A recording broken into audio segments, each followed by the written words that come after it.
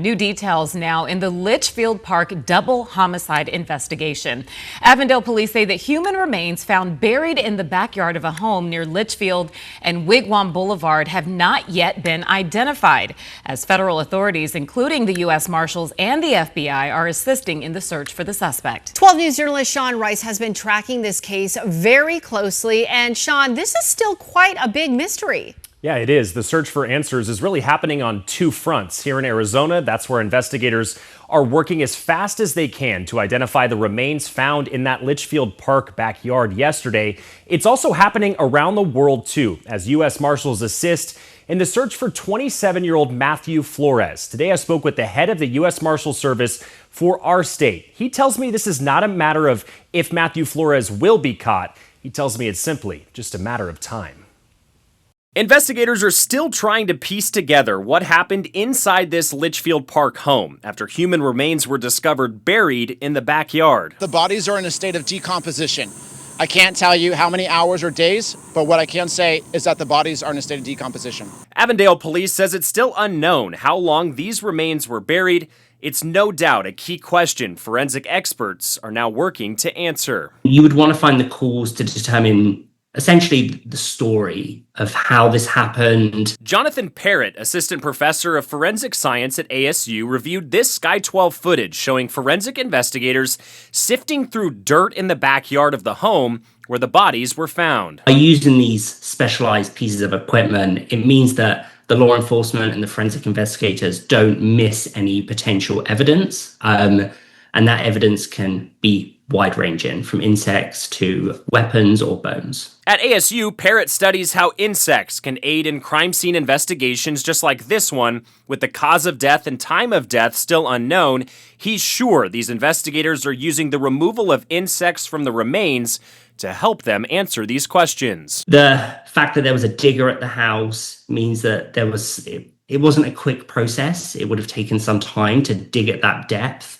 So there would be opportunities for those insects to at least come into contact with the body, maybe colonize it. Investigators have not said how the victims died. Police do say 3 vehicles believed to be connected to the case have all been processed for evidence. Meanwhile, the search continues for 27-year-old Matthew Flores. He's the suspect who police say lived at the home with the husband and wife who remain missing. The U.S. Marshals Service and the FBI, both now assisting Avondale police, who believe Flores has fled the country. The Marshal Service has been around for well over 200 years. We're the oldest and the first law enforcement here in the United States. And so those relationships have been developed over literally hundreds of years. For acting U.S. Marshal for Arizona, Van Bayless, that could mean picking up the phone and calling another country's law enforcement agency or deploying agents that have already been embedded in dozens of countries all across the globe. You know, we really are addicted to this hunting of evil people.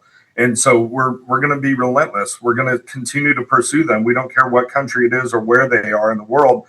We are supporting our partner agencies. We are supporting our communities. We will find them and we will bring them back.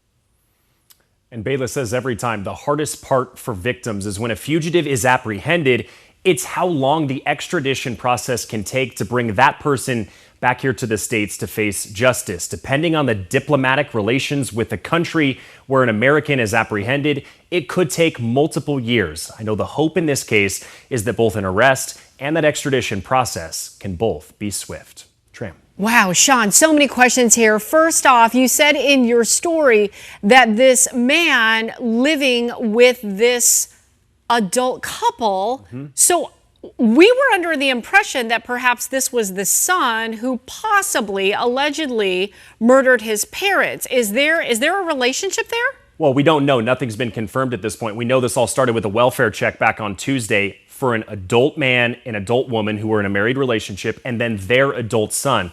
So with what Avondale police told us today, we can certainly deduce that Matthew Flores may have been living at that Litchfield Park home with his 2 parents. We can't say definitively that his parents are the people who were buried in the backyard because the remains haven't been positively identified. But that's, I think, the working theory in this case, Trim. All right, next question. The insects. Wow. Who would have thought that insects would play a role in, these dead bodies found and the decomposition of it? Yeah. What Professor Parrott told me in the example he gave, which I think is a great one, is if you can see that flies were maybe on the body before they were buried, that can give you an idea of how long ago, based off taking the potential fly off the body once it's removed, how long ago the actual cause of death happened or when the murder may have happened. And so depending on if it's a fly and it's a dead fly, or if there's some other insect that may have been in the body and, as he put it, colonized it after it was buried, those are all signs that forensic experts can use to answer some of these questions. Wow, that is